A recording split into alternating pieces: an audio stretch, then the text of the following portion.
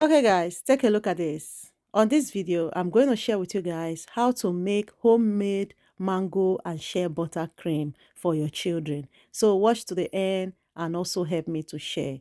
So I am starting by adding mango butter into my bowl. By the way, I bought this in Amazon. You can get this online. At the end of this video, I'm going to list out all what I use to make this cream. The next thing I'm adding is shea butter. I shared a video some time ago on how I make shea butter cream for my children.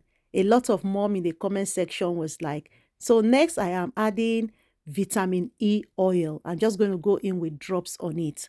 So like I was saying, a lot of mom was like, shea butter, black children's skin, no, it's not good for children's skin. This video is not for moms that are bleaching their children. If your children have natural color, like you born black pikin, you maintain the black. This is vitamin C oil. This oil is good for, this cream is good for them. If you don't bleach your baby skin, shea butter cream is good for them. Next, I am adding jojoba oil on it.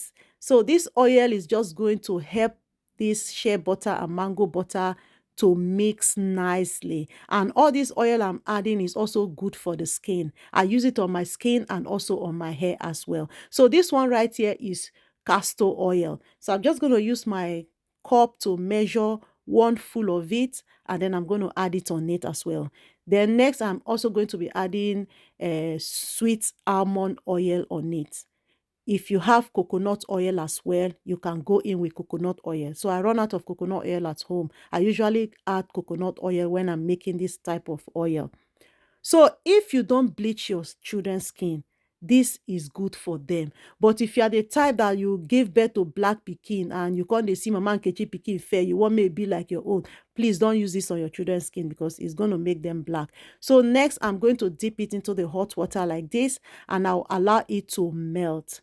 Once it melts, I'm going to put it in the fridge and then allow it to freeze again before I begin the next process. From my first baby, I have been using shea butter on them.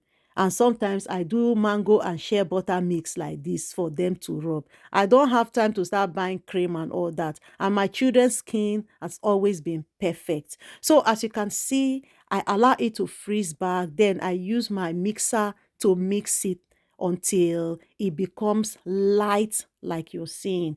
If you don't have mixer, you can use your blender to achieve this. Once you bring it back out from the fridge, scoop it into your blender and blend it very smooth. Back those days, I used blender to achieve this. You can also use your food processor if you don't have mixer. Guys, take a look at this. See how white and cream this look.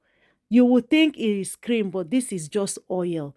And it's so nice on the skin. My children usually have dry skin, so I prefer to use oil like this on their skin.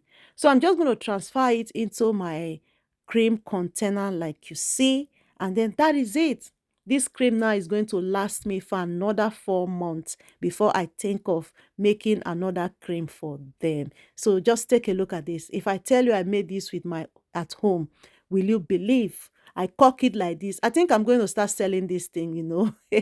That is it. It's just that simple to make. Honestly, I rather use this on my baby's skin than start rubbing Johnson and all that on their skin. So, thank you so much for watching. See you all on my next video, and please help me to share. Bye.